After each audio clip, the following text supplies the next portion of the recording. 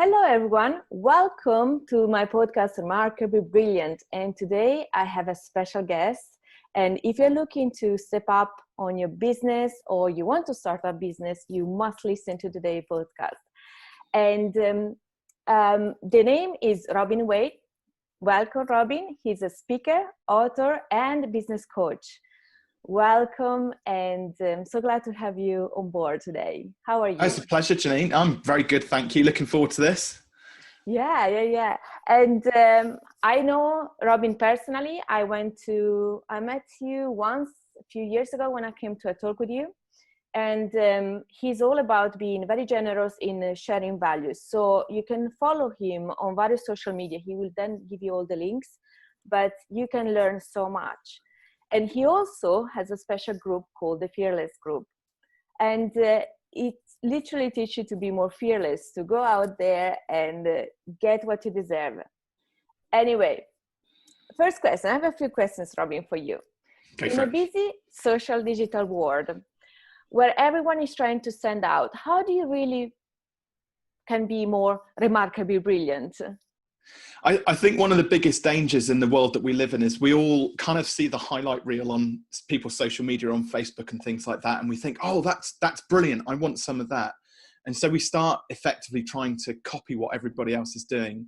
And especially in the business world, because there's so many kind of gurus and experts out there who are all kind of giving the same advice and slightly conflicting advice. And, but it all follows the same sort of pattern. It's all based on sort of wealth creation and happiness and weight loss and 5x this and 10x that and double your turnover and all of these things. And the reality is that life isn't, it makes life sound very kind of linear and simple.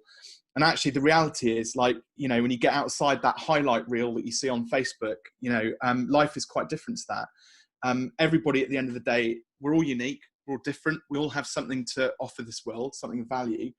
And the reason why I think a lot of people struggle to be brilliant and to stand out is because they're too afraid of kind of being judged. So I have a saying which is kind of like, there's a couple of things that are going to happen if you stand out in business. You're either going to lose a bit of money. Oh well, never mind. The world still spins. Or you're going to lose face. So people might judge you and they might look at you and think, what an idiot. But actually, the thing is, ultimately, what I've come to realize is that those people would never be, they're not people you would go down the pub and have a pint with. They're not people you would necessarily would fit into your sort of community or into your business as clients or whatever. So why do we bother listening to them? And I remember when I got my first 1-star review for Online Business Startup, it's like a dagger through the heart. And it's like, I had 200 odd 5-star reviews now, yet the one review that I've really paid any sort of attention to, this is going back 5 or 6 years and before I know what I know now. I was hung up on that for days. And when I kind of let that go and realized, you've got to take the good, the bad and the ugly all together. And actually I've got to focus on, the raving fans, the people who love what I do, because I'm different and they liked that difference. And there was one person who didn't. My world opened up. It made a massive difference to my business success and also my personal life at home as well. Okay. Yeah, because you change attitude. You become more like, you take the good in life, as we all should do, and deal with the negative or ignore the negative, because if you stop and you listen to all the negative feedbacks, you will never go in anywhere.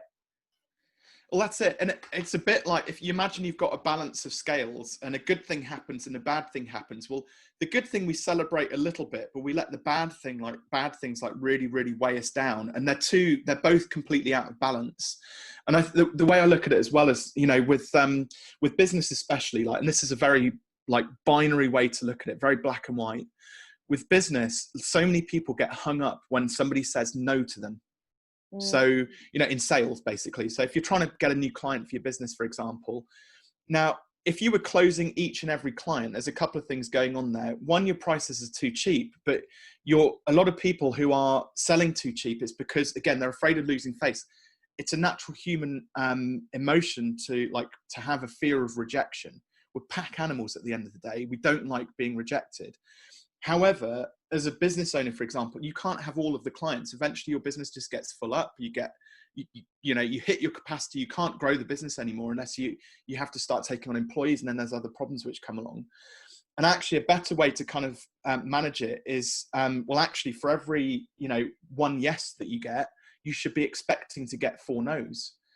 So there's like this massive, yet for some reason we're like, we don't like hearing the no's, but actually it's a natural part of business, for example. And when you look at other aspects of life, it's like take the 100-meter sprint, there can only be 1 winner and 7 losers. In a sports match, a rugby match, there's a winner and a loser more often than there's very occasionally there's a draw. Somebody has to win at the end of the day and somebody has to lose. And yet we get really attached to that emotion that's involved in like the winning and the losing.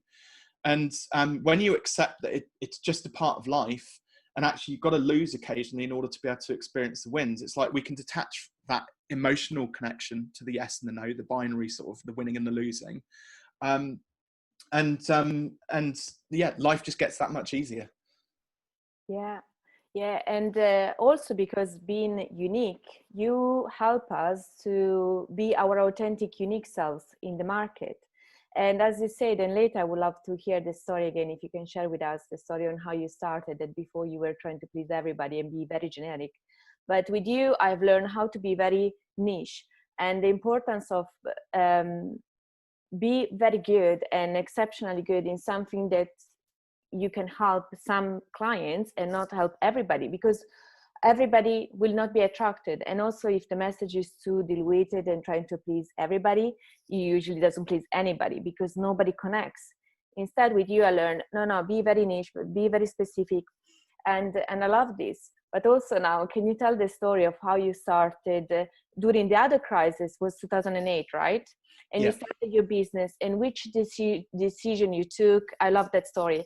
And why you decided to raise your prices and how did you do it? Can you share with us? Yeah, of course. So, we started so I ran a marketing agency. We set it up in 2004, so a few years before the last crisis. And we were doing sort of very normal things, web design, branding. And this was back in the day when marketing was all about, if you had a business card and a website, you were winning. If you think about it in 2004, Mark Zuckerberg had only just started building out Facebook and released it to Harvard. Instagram didn't exist. Pinterest was like, rubbish. YouTube, the bandwidth for streaming video was awful. So there were no other platforms. So we were quite unique in that sense, that we were kind of doing, essentially buying into it wasn't a new technology, but it was new so far as business was concerned. 2007, 2008 comes around, and now there's a lot more web designers sort of in the marketplace, again, doing very, very similar sort of things to us. And when that crash happened, that financial crash happened, everybody started kind of competing for clients. And the way that they did it, we just watched all of the, just take something basic like web hosting, all the web hosting fees just plummeted. And everybody thought that going cheap was the way to attract all of the business into their business, because people stopped spending money. Like marketing was the first thing that people cut in their budgets. And I'm a bit of I'm a maverick, but I'm also kind of a fairly intuitive and bright guy when it comes to numbers. So I was looking at the numbers thinking, none of these people they're going to go out of business, like if they carry on charging what they're charging. And I thought that, again, there can only be, at the time there was sort of 20, 25 creative agencies locally in our local town in Stroud, where I live. And obviously we were one of them. And out of those 20, only one of them could be the most expensive. So I figured, well, why shouldn't that be me? Because there's historically plenty of businesses that have been the most expensive. They've all got clients. So why do we assume that just because we're more expensive than everybody else that we're not going to get the business? So we actually went from charging £10 a month for our basic hosting package to £50 a month. Now, of course, there was a number of clients, international sign of distress goes out. Oh my gosh, that's so expensive. It's a 400% price increase. It's just ridiculous. And actually what we did is we added in some extra value. So we said, right, we'll increase your uptime on your website. We'll add in an extra half an hour's worth of support time each month. So you're going to get extra stuff, and we'll make sure that we're improving your website through this crisis. We'll help you to grow your business. We had about 120 clients at the time. We lost 40 of them, so about a third of our client base. But two really interesting things happened. Obviously, the one simple, our revenues went up by 2.5 times just for those support care plans. But our support calls went down 80%. So what we realized was that by differentiating ourselves and making ourselves stand out, I mean, economically, we're the most expensive. It cut out a load of what I class as the pain in the ass clients who were just on the phone every 5 minutes. Robin, can you fix this? Can you add this onto our website? Can you do this? Why isn't this working? And it was, you know, they were the ones who just didn't get our value. And so now all of a sudden what's happened is we've got 2.5 times more revenue. 40% of our, 40 of our clients have left. So a third of our clients have left, but we've got 4/5 of our time back to be able to put into growing our business. And of course, by the end of the crisis, I say the end of the crisis for me was round about sort of 2012 when the Olympics came round and everybody was happy and there's loads of, you know, prosperity in the UK again. And we had a fun time during that summer when the Olympics were on.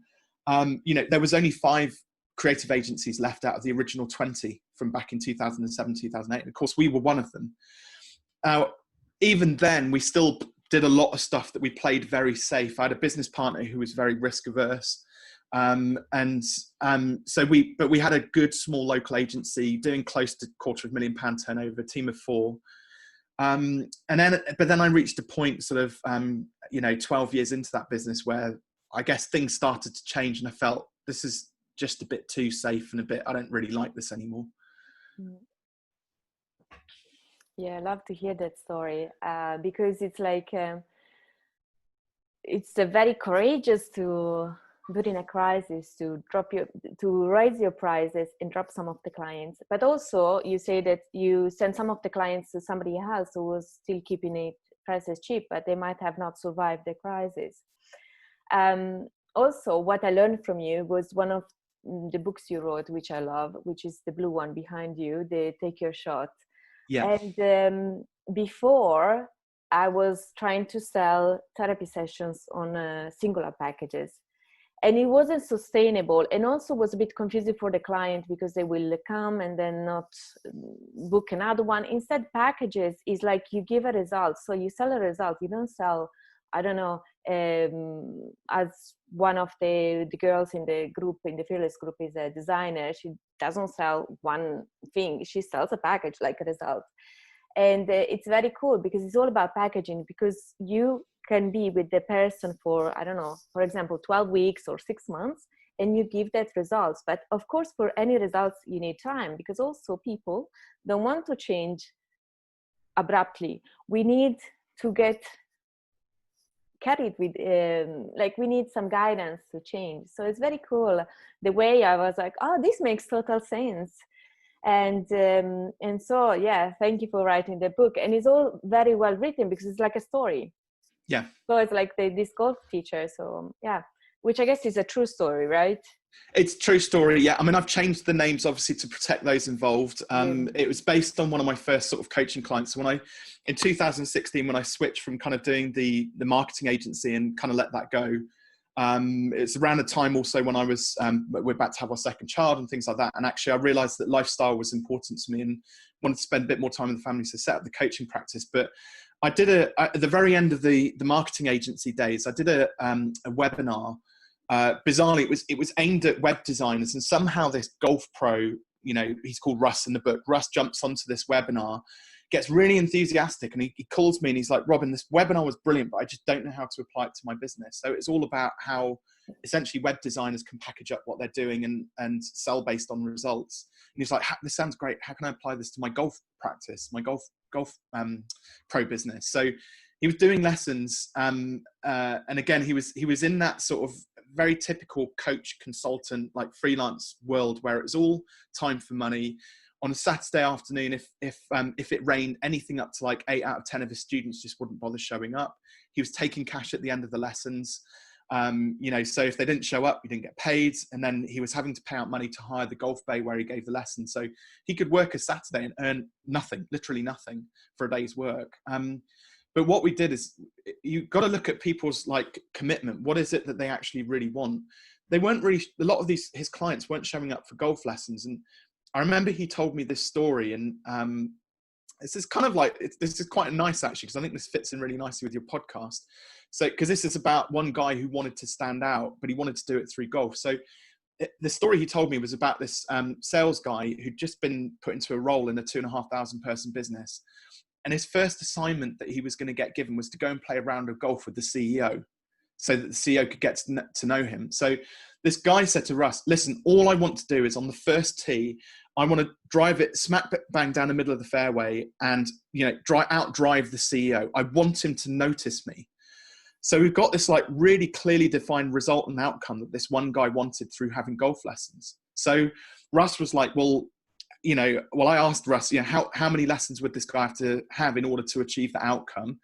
And he was like, 8 to 10 lessons. How can we guarantee it? He said, well, if he practices 2 or 3 times a week as well as the lesson, I reckon we can pretty much guarantee it. We can achieve that result in 8 weeks.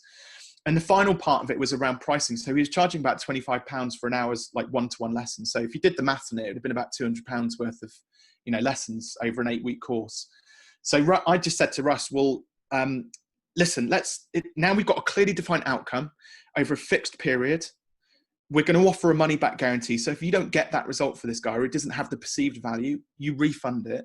But we're going to charge £595 for this package. Of course, he was like, we couldn't possibly charge that much. All the other golf pros will laugh at me. It's just not, it's just not the done thing to charge that much for lessons. And it was just like, well, print out 10 of these forms, go back to that one guy and pitch this to him and see what he says. And of course, he speaks to me a week later and says, Robin, you never guess what? I sold 3 packages. Oh. In the first week. So it kind of, but it's about asking the right questions. So, it took a lot of digging for me to kind of get out of Russ this one story and this one like outcome, whereas before Russ was just asking questions like, how long have you played golf for? What clubs do you play with? When can you start? There's no outcome. It's just random questions about golf like that and their ability.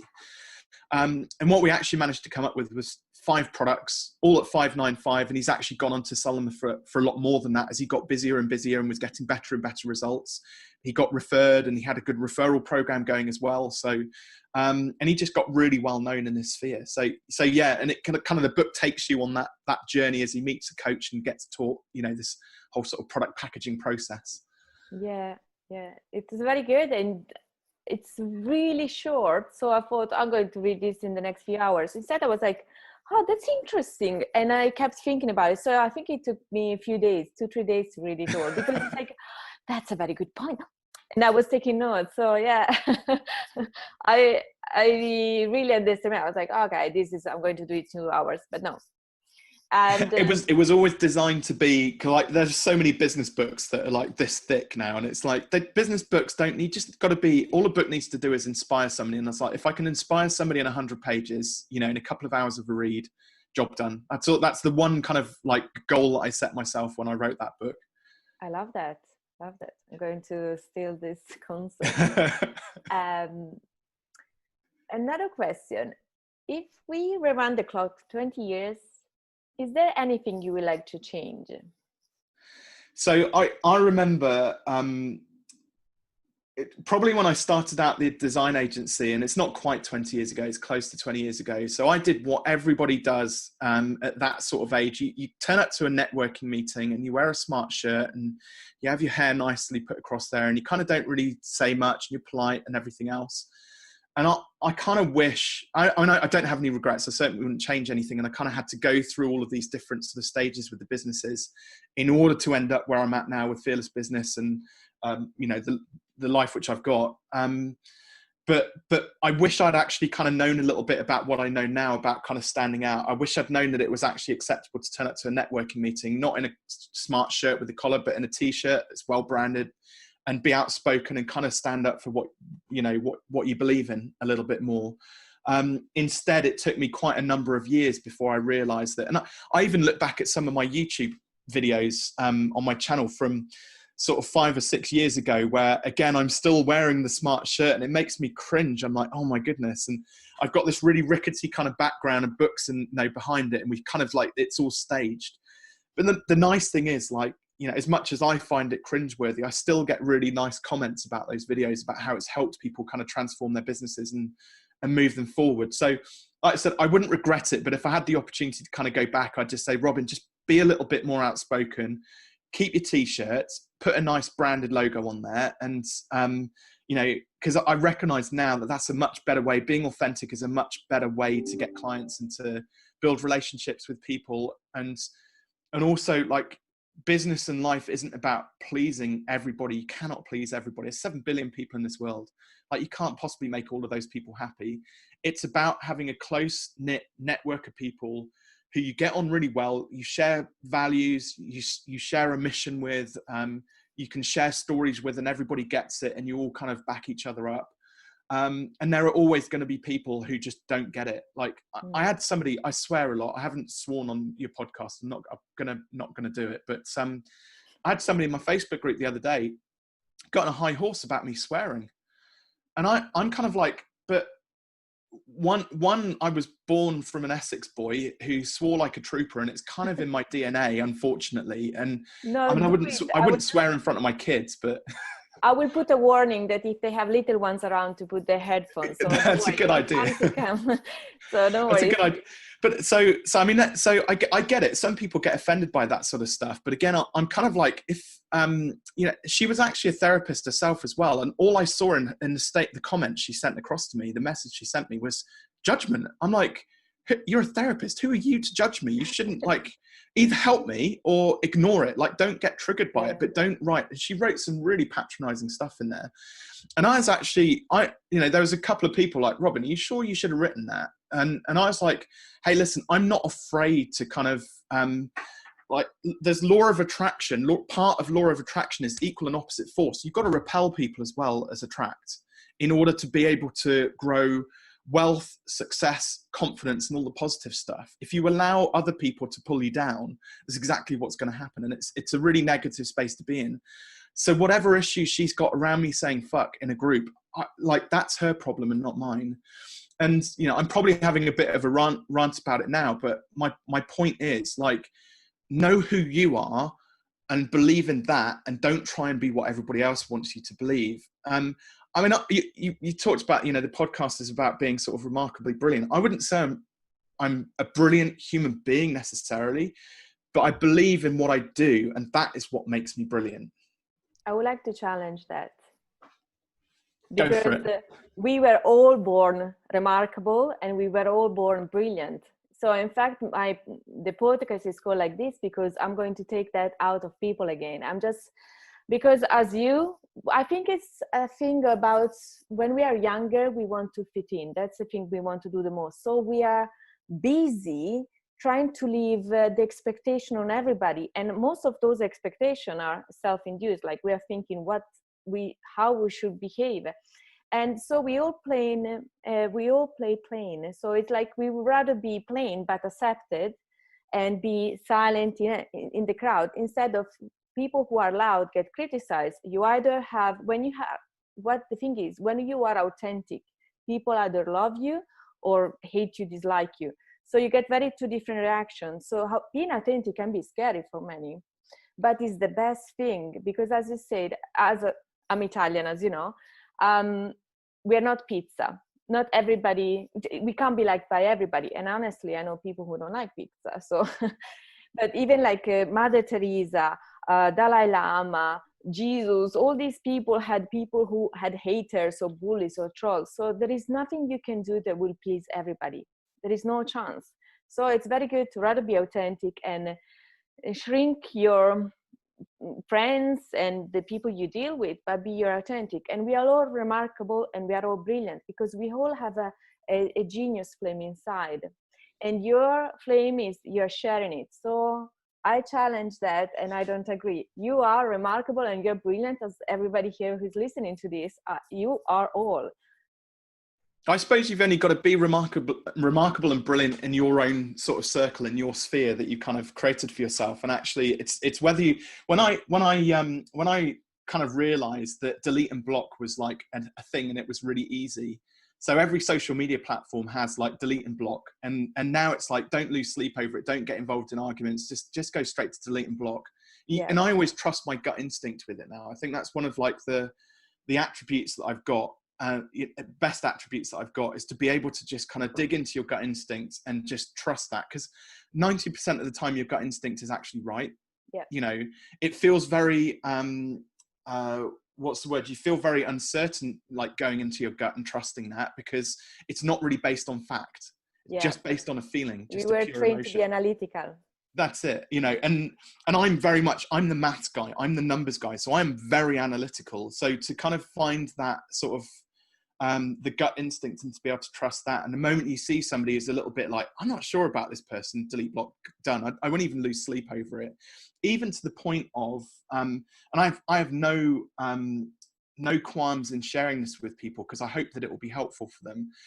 You know, when you're kind of scrolling through your feeds on social media and there's somebody in there, you don't know why, but they haven't done anything to harm you. They haven't said anything negative or nasty about you. But for some reason, every time you scroll past them in your social media feed, you just get this like, oh, I don't know, it just makes you feel a bit icky. Yeah. Just unfollow them, delete them. Like, so you don't have to have that trigger each and every time. And like, if you know, the world goes around again and they come back and it's authentic and they lean in and you find, actually, I've made a bit of a mistake, that's actually okay as well. Because again, there's so many people on this planet, like folks trying to, you know, I see a lot of business owners who are, they're not authentic, if that makes sense. They're not trying to be somebody else or whatever, but they are still trying to people please. And they're wasting a lot of time and energy on people who are never going to become clients. You know, I've actually said this, like some of my best clients I've ever had are people who have never paid me a penny, right? Because they've bought Take Your Shot, or they've come to an event, they've got everything they need out of it. They wouldn't have been perfect clients, but I've been able to help them. And yet for some reason, they just refer business my way. They just, you know, because you've delivered remarkable value. Without expecting anything in return. It's totally abundant. And so they actually become kind of, in a way, my best clients, because they're just feeding me other clients, and they can go and work with another coach who actually they get better results with. And that's actually a really good outcome for me. If somebody does not become a client and go to one of my competitors, and I don't really see any other coaches as competitors necessarily, but they go to another coach and they get a better result than I could deliver. Do you know, that's great. I can't ask for more. Yeah, because as you said before, you're not there to help everybody, but you are there to help a few of us to become more powerful. Before you mentioned pain in the ass clients, can you tell me more? Who are these people? I already know, but I would like to hear your explanation. Ask the question again. I didn't quite catch that. Sorry. Before you mentioned pain in the ass clients, who are they? Oh, right. So, it's kind of the ones who just, they are literally on the phone all the time, asking questions when, I mean, take, for example, something very simple. I mean, that's not a bad thing necessarily. So let's really circle back and start that again. We have a very simple process in Fearless Business, which involves like a couple of things which people need to do in order to get success out of the program, get what they want out of the program. So we have a portal with all of our foundational stuff, and that's the content that we don't want to be regurgitating like time and time and time again. It's like it's Netflix for business. Sit down and binge on that content. We have a workbook and we have 2 weekly calls. So pain in the ass client might be somebody who is who doesn't necessarily log in and do the portal. They don't necessarily do the workbook. They don't necessarily show up to the calls, but yet they're asking for something we call them turbo calls. They're asking for extra one-to-one support when they're not doing the basic work. And so but that's not their fault. That's actually my responsibility. Okay. So I take that on myself. I'm kind of like, well, there's a reason why they're not doing that work. There's obviously something which I'm not giving them to make it easier for them, to reduce the friction for them doing the foundational stuff. So for me, I always take on that responsibility. If somebody is a bit of a pain in the ass client, I mean, sometimes as well, you do end up taking on clients that, not just in coaching practice, we used to have this all the time in the marketing business. We were too quick to go and like take their money. We were too quick to get the sale. You know, because we had our mortgages, we had to pay we had food to put on the table for our families and things like that. And at that point, what we weren't doing was assessing and qualifying the client's needs enough at the start before we actually entered into the sale. And so quickly, what then happened was we realized that both of our expectations were they're misaligned. We hadn't done our homework, and again, this is me taking responsibility. We hadn't done our homework in the first place, too quick to go for the sale. Also, the client hadn't explained to us exactly what it was that they needed. And so again, you end up with this mismatch of communication, and them just asking for more, and everybody, there's friction starting to grow between the relationship, and it starts to break down. You know, I wouldn't say I've ever come across any clients who are just genuinely an absolute pain in the ass, without some of it at least being my responsibility. And I think that's the key thing. There's a lot of business owners out there who will just palm it off and say, that was a really annoying client and it's their fault. It's never the case. It's about, as a business owner, you've got to take that responsibility, assess and qualify people properly, look at like the motivation behind why you're selling to somebody, because it should always be 100% about the client and their needs being met, not about your mortgage payments and putting food on your table.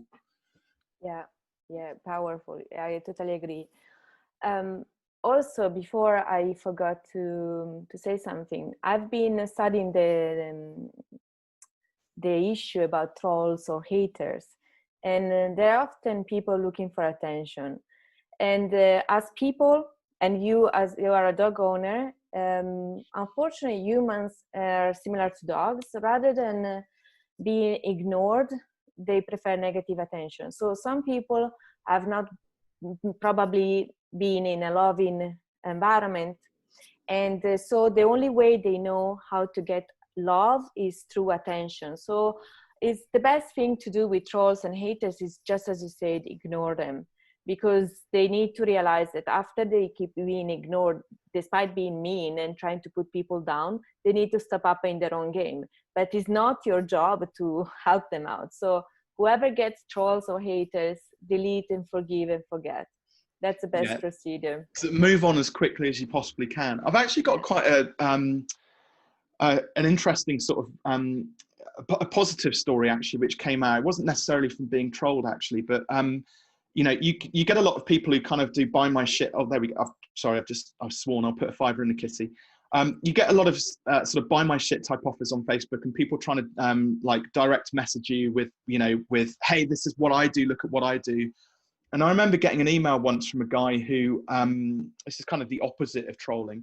He sent me one of those messages, but again, my gut instinct told me, I read his email and I was like, just the language which was used in the email, the way that, you know, there was a few kind of basic like mistakes that he'd made in the on his landing page and various things like that. So I did a bit of looking into it, and I wrote back to him and I just gave him a list of 10 mistakes that he'd made. Now you could argue that in a way I was kind of trolling him, but I did that from a perspective of like, if I don't give this guy the feedback, that my gut instinct was telling me he was young, bit naive, didn't fully understand what he was kind of doing from a marketing perspective. And with my experience, I figured that I'll just help him. Here's 10 things that you could do.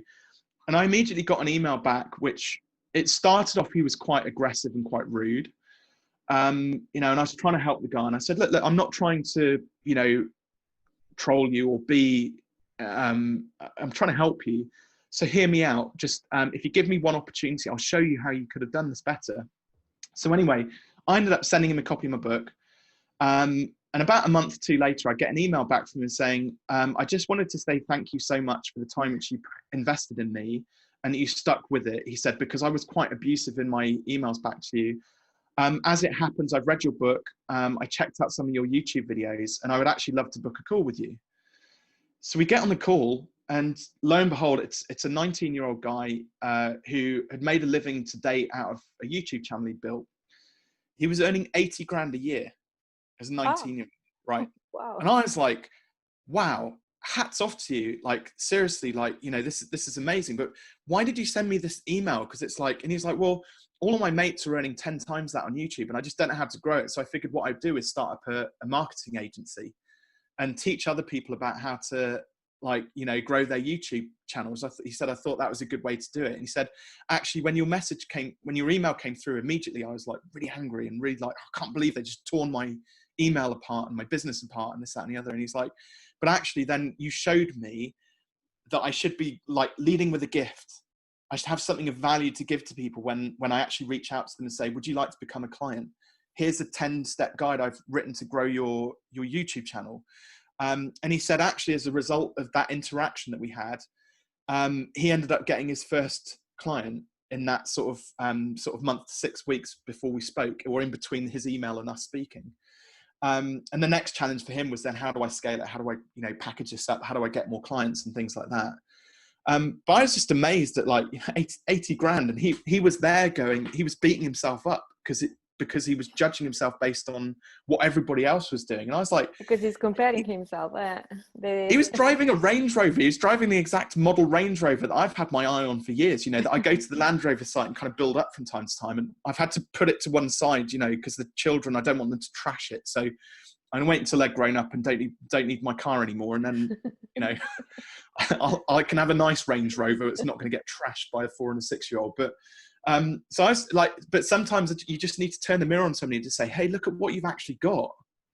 Because a lot of the time we've got all these amazing things, there's brilliance like going on, but we're just blissfully unaware we've got that power.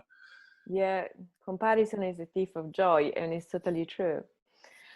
I have 2 more questions for you, Robin. When starting out to be in business, what's the biggest mistake people make which dooms their business to failure? So, well, the comparisonitis is kind of the biggest mistake. So, so take coaches, for example, therapists, consultants, freelancers. So they all charge time for money. And when you ask them, like, how did you come up with your hourly rate? They go, oh, well, I went onto Google and looked for therapists and Stroud, and I found the 20 people, looked at their websites, these are their prices. And what tends to happen is when you look at the pricing side of things, especially hourly rate, you end up with, you've got a bandwidth. So therapists could be charging anything from, I don't know, £30 an hour up to £150 an hour, right? So we've got bandwidth there. And when somebody looks at the competition, they do one of 3 things, right? So they either go in at the cheapest because they think that's the way to attract business in, and then wonder why they get booked up really quickly with a load of clients who don't fully value them because there's no real jeopardy. They're not spending much money. So they come in and they leave, but their therapy practice is really busy, and they get to the end of the month and wonder why there's no money there. The second option is you go middle of the road. So you pick a number that's in the middle of the bandwidth somewhere. And that's nice and safe because you're not the cheapest. You don't want to be perceived as the cheapest, but also you're not the most expensive because nobody buys the most expensive, right? And this goes back to something I was saying earlier on. The third option then is you are the most expensive. Now there could be 20 therapists, but there's only one who can be the most expensive, right? Normally when you look at the most expensive of anything, you kind of go, oh, well, it must be good. You know, you've had the saying, buy cheap, buy twice, and all that sort of thing. But there can only be one person who is the most expensive at the far end of the bandwidth, right? And I don't know about you, but I'd rather that was me. And also, normally, the person who is the most expensive has normally been in business for the longest, right? So they built up, they know their industry, they know the market, they know they've clearly had, if they've been in business for the longest, they've clearly know how to get clients. So they're the most expensive, and they're still getting clients. Go figure. Right? So cheapest and middle of the road doesn't actually make sense. So it's much better if you can be the most expensive. But even still, hourly rate charging is like fundamentally unethical.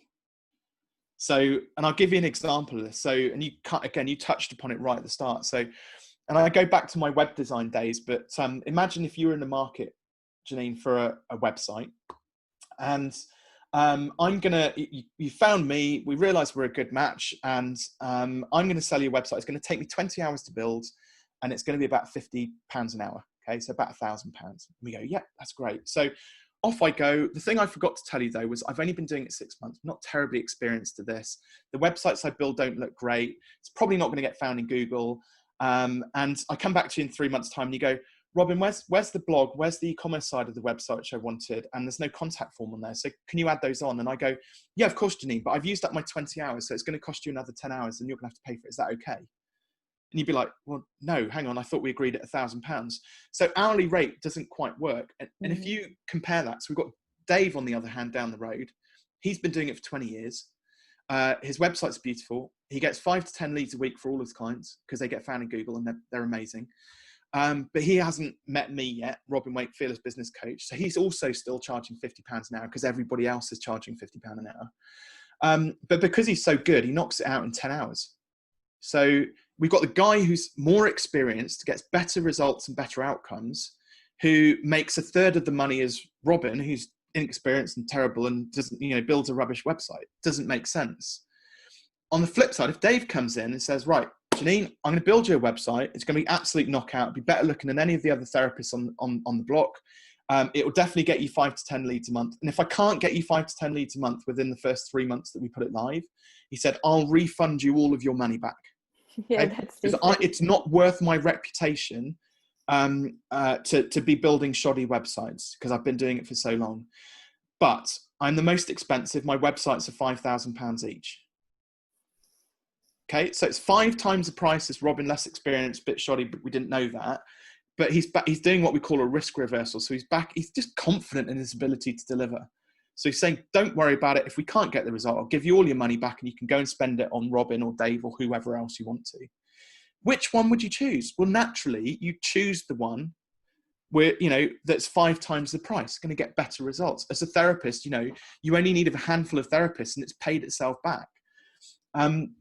So that's why we always talk about like results and outcomes. But the people who I would say are more remarkable and more brilliant are confident enough to be able to articulate that value and tell those stories about the great results that their clients get. Like, being humble at that point does not help your business or help you at all. You've got to be able to talk about the brilliance that you create for your clients and tell those stories. And for me, it's like one of my favorite clients I've ever worked with was they're one of my first clients sort of 4.5 years ago when I set up the coaching practice.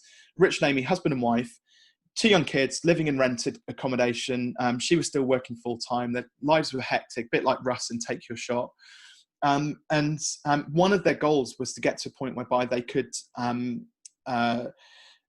during the summer holidays, like not have to work. So we got to a point whereby they had recurring revenue coming in. They didn't have to take on any new clients throughout August, didn't have any project work, and they could just enjoy the summer holidays with their kids. But also in the last 4 years since we met each other, they've saved up enough money for a deposit on their house. They've got married. Amy's given up work and Richard's got an office in Clevedon where they're based. Nice. And I'm like, those are the results that really matter. It's not about the money has enabled that, like, don't get me wrong, but it's those sorts of stories which I love telling about clients. And more business people need to tell stories like that, or learn to tell stories like that, because it's quite hard. Yeah. And also, before, with the example you were saying about the web designers, as a therapist at the beginning, I did it myself. So I lost so much time trying to figure out how Squarespace works and blah, blah, blah. I managed. It's kind of okay.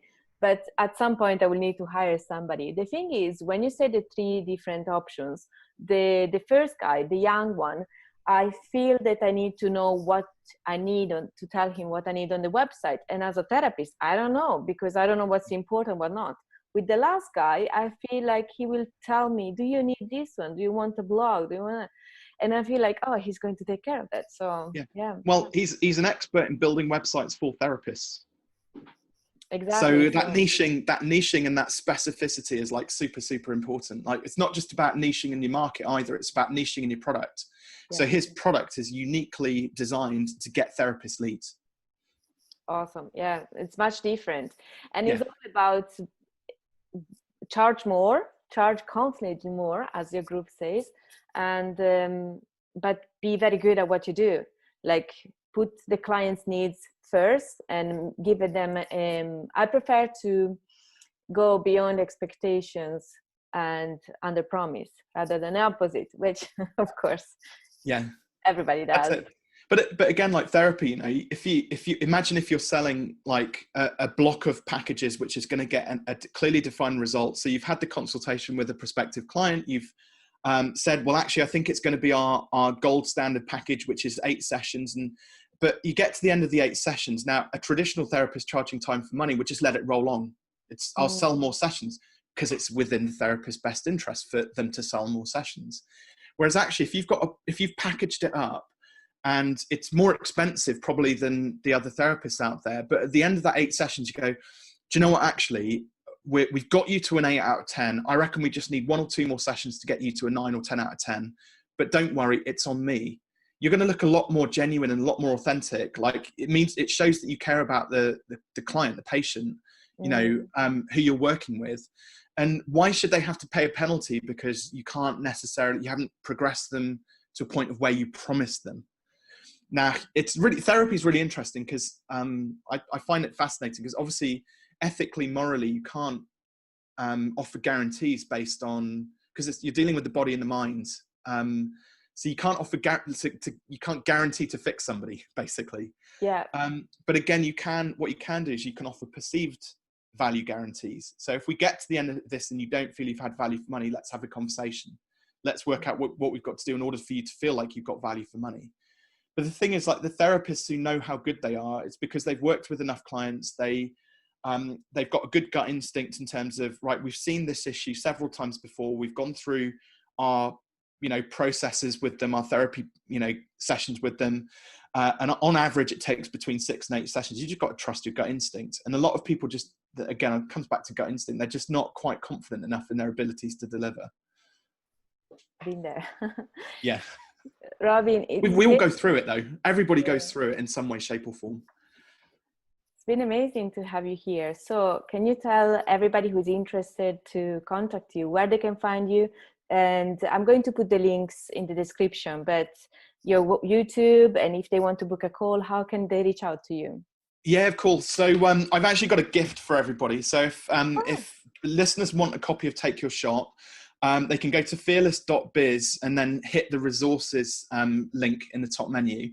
If they're in the UK, I'll happily send them a paperback copy. And if they're abroad, it's going to be a PDF, unfortunately. But it's my little gift. And then I'm all over sort of social media. So you can Google me, Robin Waite, and you'll find all of my sort of YouTube channel, Twitter, Instagram, and all that sort of stuff. And then the Facebook group, which, as you mentioned, is called Confidently Charge More as well. Yeah, off the back of that, you'll be able to find your way to being able to book a call. Nice. Thank you very so much. And I highly recommend working with Robin, because also the group is amazing. I also find friends in there, so it's very good. And people are inspiring, they push each other. So it's a very cool thing to belong to. Thank you very so much, Robin, to be in my podcast today. And thank you for listening, everybody. Ciao. That's my pleasure.